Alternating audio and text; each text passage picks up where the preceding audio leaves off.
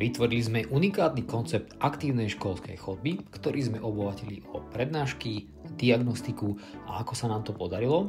V pilotnom projekte sme sa zhovárali s primátorom mesta Levice, s pánom riaditeľom, so zástupcom občianskeho združenia Rodičia aj s expertom, ktorý pomáha vysvetliť, ako sa takéto veci dajú financovať prostredníctvom grantov alebo iných výziev v rámci Slovenska. Pán primátor, nachádzame sa vo vašom krásnom meste v Leviciach na základnej škole, kde pán riaditeľ našiel odvahu a pripravil pre svojich žiakov takúto inovatívnu, aktívnu školskú chodbu.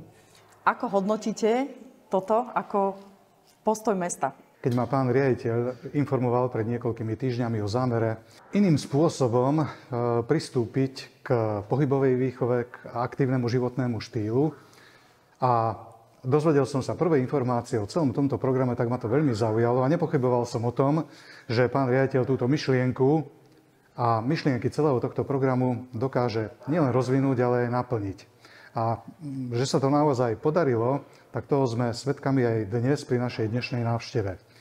Nemal som o tomto programe veľa informácií, ale už z toho, čo som sa dozvedel vtedy a teraz, tak chcem povedať, že tento program ma zaujal predovšetkým nielen svojou základnou myšlienkou, to znamená výchova k aktívnemu, ani nie že pohybu, ja skôr by som povedal aktívnemu životu. Tak ma zaujala tá jeho komplexnosť. Aj vysvetlím v čom. Začnem od konca. Mnohé školy, stretávame sa s tým veľmi často, tak si vyberajú pre podporu výchovy k športu, v telesnej výchove a tak ďalej, svoje vybavenie, využívajú obchodné ponuky, ale nezamýšľajú sa nad tým, čo všetko by vlastne týmto vybavením chceli dosiahnuť a čo vlastne by bolo aj pre nich najvhodnejšie. A tento program to berie presne z tej opačnej strany, tak ako si myslím, že by sa to ponímať na tých školách malo. A je dobré, že sa to práve udialo na tejto základnej škole, pretože tu sú naozaj tí žiaci od toho najútlejšieho veku. To je prvý podstatný fakt. A druhý podstatný fakt, že táto škola sa systematicky venuje športu, pohybovej výchove a pohybovým aktivitám. A v čom vidím tú komplexnosť? Prečo je podľa mňa tento celý program tohto vzdelávania taký dôležitý? Pretože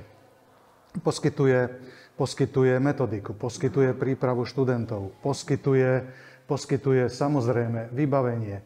Ale čo je možno výnimočné, je diagnostika, to znamená tie merania, pri ktorých som bol tiež pred niekoľkými týždňami a ktoré ma zaujali a verím tomu, že zaujali aj deti a rodičov, že jednoducho nastavuje určitú štartovaciu čiaru.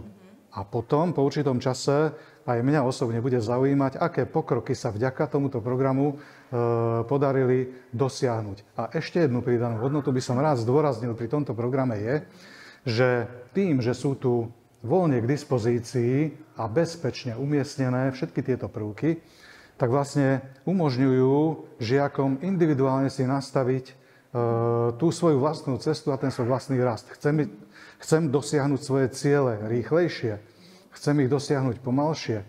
Takže toto všetko je na ich vlastnom zvážení a jednoducho majú na to príležitosť, aby si to takto sami individuálne nastavili, aby jednoducho neboli odkázaní na to, že teraz môžem ísť cvičiť, teraz nemôžem, ale v podstate každú voľnú chvíľku môžu venovať tomuto svojmu vlastnému individuálnemu rastu. A myslíte, že takýto príklad dobrej praxe, lebo toto určite je príklad veľmi dobrej praxe, nájde nejakú súčinnosť aj u iných riaditeľov školy a keď prídu za vami s takouto požiadavkou, nájdu porozumenie u vás?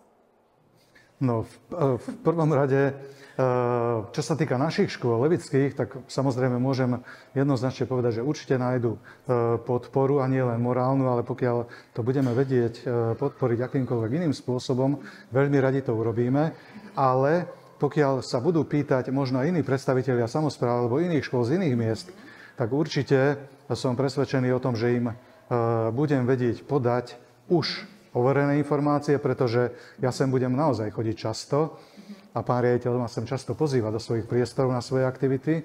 Ja sem vždy rád prídem, takže budem mať overené informácie, oni budú mať informácie z prvej ruky a už v tejto chvíli viem povedať, že im to určite rád odporúčim, pretože má to zmysel. Toto je jednoducho ďalší rozmer a ďalšia pridaná hodnota, ktorú každá základná škola na celom Slovensku môže svojim žiakom ponúknuť okrem výchovy, vzdelávania, ak im ponúkne aj takúto možnosť prípravy na aktívny život, ktorý si vlastne môžu takto sami organizovať, tak to je, myslím si, niečo, čo by nemalo zostať nepovšimnuté. Myslíte si, že rozvoj koncepcie pohybu na školách je dobrá cesta pre naše deti a viete si predstaviť, že sa to stane napríklad investičnou prioritou zriaďovateľa niekedy v budúcnosti? Ja som presvedčený o tom, že nielen, že sa to stane, ale že sa to musí stať prioritou zriaďovateľov a aj samotných základných škôl. Pretože iná cesta ani nie je možná. Počúvame veľa, čítame veľa o zdravom životnom štýle, o ktorom mimochodom tiež sa zmieňuje tento program. Už trošku menej sa hovorí o aktívnom životnom štýle. A toto je práve možno cesta a prostriedok na to, aby sme tento nedostatok odstránili, pretože ak tento program bude každého jedného žiaka viesť k tomu, aby sa začal zaujímať o svoje zdravie, aby ho tento program motivoval k tomu, že chcem byť zdravý, čo mám preto urobiť, chcem byť aktívny, čo mám preto urobiť, no tak tento program mu na to dáva odpovede. Je to neuveriteľné, ako to všetko zapadá do seba však. Áno, presne tak. Na záver ešte jedna otázka. Je niečo, čo by ste odkázali a odporúčali iným kolegom, primátorom alebo starostom, čo sa týka tejto témy, alebo ich nejako nasmerovali? Taký nejaký odkaz pre nich? Príďte sa pozrieť do Levíc. Príďte sa pozrieť na základnú školu, príďte sa pozrieť na radnicu. Určite dostanete odpovede na všetky svoje ďalšie otázky. Pán riaditeľ, táto inovatívna aktívna školská chodba je unikátny počin. Naozaj je to jedinečné, je to prvé, ste prvý na Slovensku, takže už za toto vám môžeme pogratulovať. Čo vás inšpirovalo, aby ste sa stali v tomto projekte pilotnou a unikátnou školou na Slovensku? Inšpiruje nás vlastne to, čo nás vedie celú tú existenciu školy, a to je šport. My v podstate už pri vzniku školy sme si definovali ako taký základ pohyb a zdravý životný štýl s tým, že sme hneď založili školský basketbalový klub. Neskôr sme založili školský atletický klub, ale v zásade ide o to, aby deti jednoducho športovali. To je jediný taký nosný motív a keď športujú a zdravo sa stravujú, tak aj zdravo žijú. Predsa len to bolo rozhodnutie, ktoré je závažné. Ako dlho vám asi trvalo rozhodnúť sa, že teda ste si povedali, že ideme do toho? Predsa len ten moment od toho, že mám nejakú myšlienku a idem do akcie, väčšinou trvá nejaký ten čas. U nás je tá inkubačná doba krátka, ale je to aj preto, že tým, že sa neustále venujeme športu a neustále rozmýšľame, akým spôsobom napredovať a aké formy športu používať alebo využívať, tak pokiaľ, keď sme sa stretli spoločne s pánom Zlatošom, tak sme o tom komunikovali, čo ako by sa dalo urobiť tu u nás. A keďže my už ako v tom basketbale tam začnem, tak tam robili sme už dávno od začiatku diagnostiku vlastne, akým spôsobom tie deti skáču, behajú, aké sú rýchle a tak ďalej. Tak to bolo veľmi rýchle rozhodnutie, pretože tá diagnostika je základ, aby sme vedeli, čo robiť. Keďže sme získali aj nejaké finančné prostriedky, nie je to z našich školských peňazí, ale podarilo sa nám cez nejaké projekty získať na to financie, tak sme sa rozhodli, že pôjdeme aj do materiálno-technického vybavenia a tým pádom vlastne to sú tie kruhy, packboardy a podobne. No a tretia vec je samotná prednáška alebo prednášková činnosť, aby deti dostávali správne informácie, lebo síce majú tu napísané návody a tak ďalej, ale komplex tých vecí, aby vedeli, prečo sa to robí, prečo sa to má diať, tak to je dôležité. Ak sa smiem veľmi konkrétne spýtať, akými cestami ste zvládli financovanie, budovanie aktívnej školskej chodby a či ste potom pritom potrebovali aj podporu zriaďovateľa? Morálnu, pretože určite patríme medzi školy, ktoré sa nespoliehajú na peniaze, ktoré dostanú. Takže skrátka sme peniaze našli v nejakých projektoch. Konkrétne sa spýtali, konkrétne vám neodpoviem, pretože tých projektov je veľa, každý si môže. Čiže samofinancovanie. Samostatne sme si to získali, áno. Na vašej škole sa deje ale viacero inovatívnych krokov, ktoré podporujú celkové zdravie a vlastne úroveň vašich študentov po tej fyzickej, ale samozrejme prepojenie aj po tej mentálnej stránke. Realizovali ste diagnostiku fyzickej zdatnosti, ale aj prednášky. Čo vás viedlo k tomu, aby ste spojili a ponúkli deťom takýto komplex? Máte dojem, že keď sa segmentujú jednotlivé tieto záležitosti, že to nie je potom až také výživné pre to dieťa? Teraz ste si to sama odpovedala. Je to tak, že to musí byť syntéza rôznych faktorov. A poprvé, už ako sme hovorili o tej diagnostike, aj idete k lekárovi, aj ten vám povie diagnózu, aby ste vás vedeli ako liečiť. To znamená, že je to komplex vecí, ktoré na seba absolútne bezpodmienečne naväzujú. To nepochybne svedčí o tom, ako vám záleží na každom jednom žiakovi tejto školy, čo je úžasné a dokazuje to, že ste človek na správnom mieste, čo sa veľmi tešíme.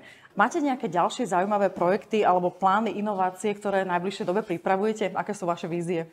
Vízií mám veľa, plánov mám veľa a aj dúfam, že sa zrealizujú. A jedna moja taká vízia je úplne hmatateľná a hmotná a to, že chcem využiť priestor školského átria, ktoré je naozaj podľa môjho názoru dosť nešťastne koncipované. A ten priestor chcem využiť bude to priestor na športovanie. No a na záver, tým, že idete príkladom a ste takto úžasne aktívni a pilotní, čo by ste odporúčali iným riaditeľom škôl, ako majú začať alebo ako pristupovať vlastne k takýmto typom projektov? Nikdy nerobím nič preto, aby som bol prvý, ani pilotný, ani nejaký. Jednoducho myslím si, že to musí vychádzať z každého človeka. Či to je riaditeľ školy alebo hociakého zariadenia, musí to byť človek, ktorý pre to zariadenie chce to najlepšie a tie deti, vidíte, ak sú úžasné. Keď sa hýbu, tak je to hneď vidieť a jednoducho, keď zdravo žijú, tak budú mať aj oni zdravé deti a tak ďalej a tak ďalej. Riaditeľom neodporúčam nič iné, len to, aby sa starali o svoju školu, ako najlepšie vedia. Boli sme svedkami, ako deti naozaj veľmi aktívne vnímajú celý tento počin. Ako náhle zazvonilo, otvorili sa dvere, tak sa deti naozaj vyhrkli na tie kruhy a začali cvičiť. Takže ja vám aj takto chcem veľmi pekne poďakovať za všetky deti, za to, čo robíte, je to úžasné a táto misia, verím, že bude pre vás ešte dlho pokračovať. Ďakujem, ešte by som povedal ešte jednu vec k tomu, že toto nie je len to, že cvičia, ale čo je úplne krásne je, že dokážu cez tú prestávku si sami koordinovať, kto tam vlastne má cvičiť, lebo keď si uvedomíme, že tu je skoro 600 detí a máme tých kruhov 7, a máme 2 packboardy. Dobre, máme pingpongové stoly a kadečo, ale oni sami si musia tiež, aby sa nevadili, aby jednoducho ten proces manažment toho je disciplína. Úžasné. A to je veľmi dôležité, aby oni to našli sami v sebe. Tak ja v prvom rade si myslím, že je perfektné, že riaditeľ na škole v Leviciach ukázal, že si je vedomý toho, čo dnešné deti potrebujú a že naozaj potrebujeme manažerov, ako je tento pán riaditeľ, ktorý zdá sa je schopný zohnať aj tie peniaze a priniesť riešenia tým rodičom na tej škole. Ja som veľmi rád, že majú v Leviciach takého primátora, ktorý takéto veci podporuje. Nie vždy táto podpora býva prítomná. Je skvelé, keď samozrejme rozpočet mesta alebo obce vie na takúto vec prispieť, ale bohužiaľ dnešná realita je taká, čo počúvame od slovenských primátorov a starostov, že skôr tie pokladnice sú prázdne. Áno. Takže presne rodičia si musia uvedomiť, že ak chcú, aby aj ich školy sa modernizovali aj smerom nielen k dobrému vzdelávaniu, ale k kvalitnému pohybu. Je ideálne jednak si voliť si dobrých, šikovných riaditeľov, ktorí sa vedia obracať, ako sa hovorí, a musia tí rodičia tiež tomu skúsiť priložiť ruku. Pomôcť, či už pri zháňaní peňazí, alebo jednoducho byť nápomocný to celé zrealizovať. Dúfame, že na Slovensku budeme mať viacej takýchto riaditeľov a riaditeľov. Takže ja iba dúfam, že napríklad v Bratislave verejné školy pochopia, že treba sa snažiť, lebo budú im utekať rodičia s deťmi a možno aj potom tí vyučujúci. Takže ten záujem rodiča je evidentne jasný. Okay. Myslím si, že keď deťom dá niekto na výber školu, kde je viac pohybu a viac zábavy, tak je to rozhodnutie úplne okamžité. Takže hľadajme cesty, ako to dosiahnuť. My sme ako združenie hlavne od tej pandémie sa snažili zdôrazniť, že ten pohyb naozaj patrí k deťom, všetkým deťom, a tým pádom by sme sa mali snažiť ho dostať do škôl. Preto sme aj chválili koncept napríklad aktívnej školy, ktorý robí ministerstvo školstva, lebo je to naozaj snaha tie aktivity priniesť do škôl. Tam ale vždy sa snažíme vysvetliť rodičom, že bez ich aktívneho hlasu a bez toho, aby to prejavovali či na pôde rady školy alebo voči poslancom v ich mestskej časti alebo v meste, ten tlak nikdy nebude dostatočný, takže treba za to zabojovať a v ideálnom prípade nečakať na to, že sa to stane samo a naozaj hľadať či zdroje v rámci zbierok alebo proste v rámci eurofondových alebo iných možností, možno podnikateľov lokálnych, ktorí radi pomôžu, proste skúsili v spolupráci s ich riaditeľom si to vyriešiť sami. A vnímaš to ty ako nejaký taký vyšší štandard alebo luxus, alebo skôr je to niečo, čo by malo patriť takým tým základným nejakým hodnotám tej edukácie, toho školstva a toho smerovania, kam vlastne naša spoločnosť tým, ako sa staráme o deti, smeruje? Ja patrím k tým, ktorí si myslím, že by to mal byť štandard. Myslím si, že naši starí rodičia, ktorí zažili školy, vedeli, že vtedy to bolo považované za štandard. Ano. Treba sa vzdelávať pohybovo, aj teoreticky.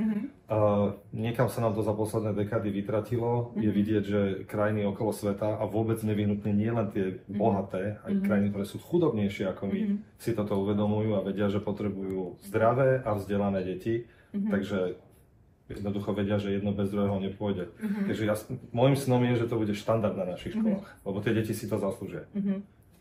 Téma šikana a obezita u detí. Podľa teba spája sa táto tematika práve s týmito princípmi, ktoré zhmotňujeme v tomto projekte? Nie som psychológ, ale ja tam to prepojenie vidím. Aj keď počúvam múdrych a vzdelaných ľudí, tak oni na to prepojenie poukazujú. Ideálna situácia, že máme teda deti, ktoré sa hýbu, sú zdravé, sú o mnoho viac v duševnej pohode. Predpokladám, že tým pádom majú aj menej tendenciu ubližovať svojim spolužiakom a liečiť si vlastné komplexy. Alebo teda máme menej detí, ktoré sa môžu stať terčom osmeškov, alebo jednoducho v niečom zaostávajú. Lebo vieme, že šikana, niekto môže byť šikanovaný, lebo nevie matematiku, iný, pretože nevie urobiť kotúľ. Je ideálne, aby všetky deti vedeli aj matiku, aj ten kotúľ. Áno, a každopádne je tam priestor tej energie, aby prenikala tým neželaným smerom, kdežto takto vieme krásne nasmerovať tam, kam má istá energia, tým pohybom. Hlavne tých chalanov, nech sa niekde vybláznia pri niečom zmysluplnom. A vieme, že dnes sa zmenil životný štýl, dnešné deti majú prirodzene o mnoho menej pohybu. Môžeme nad tým meditovať, faktom je, že to tak je. A myslím si, že ja osobne som zastancom toho, že ten školský systém na to musí reagovať a skúšať to kompenzovať. Kedy vyjde najbližšia výzva na financovanie športoviska, telocvične alebo nejakého športového vybavenia? Odpoveď na túto otázku je pomerne jednoduchá. Takéto výzvy vychádzajú cyklicky. Nikto vám nevie presne povedať, ktorý mesiac a deň by takáto výzva vyjde, ale vieme povedať, že v priebehu roka takýchto výziev vždy vyjde niekoľko. Či už to výzvy financované z európskych fondov, či už je to plán obnovy, alebo je to fond na podporu športu, prípadne nejaká iná dotácia. Dá sa počítať s tým, že v priebehu každého roka sa takýchto výziev s rôznymi parametrami objaví viac. Čo je ale podstatne dôležitejšia otázka je, ako sa na takúto výzvu pripraviť. To znamená, ako postupovať, aby sme v čase, keď výzva vyjde, boli pripravení podať žiadosť. Tu si treba uvedomiť, že príprava športoviska je obdobná príprave akékoľvek inej investície. To znamená, pokiaľ som verejný subjekt, musím mať projektovú dokumentáciu, musím mať nejaké stavebné povolenie alebo ohlásenie drobnej stavby, súhlas zastupiteľstva so spolufinancovaním projektu, a jednoducho musím byť pripravený takúto žiadosť podať. Vo chvíli, keď výzva vyjde, je už neskoro na prípravu projektovej dokumentácie a vybavovanie stavebného povolenia. Preto je dôležité, aby sa starostovia a primátori sústredili na prípravu projektov bez ohľadu na to, kedy vyjde konkrétna výzva, ale aby v čase vyhlásenia výzvy boli pripravení takýto projekt podať. V tomto im vieme pomôcť, vieme s nimi prekonzultovať všetky dokumenty, ktoré potrebujú pripraviť, vieme ich podporiť aj v podstate na nejakých ich zhromaždeniach, tak aby sme vysvetlili poslancom a zástupcom verejnosti, ale aj verejnosti samotnej, čo je potrebné a čo je dôležité. 3, 2, 1...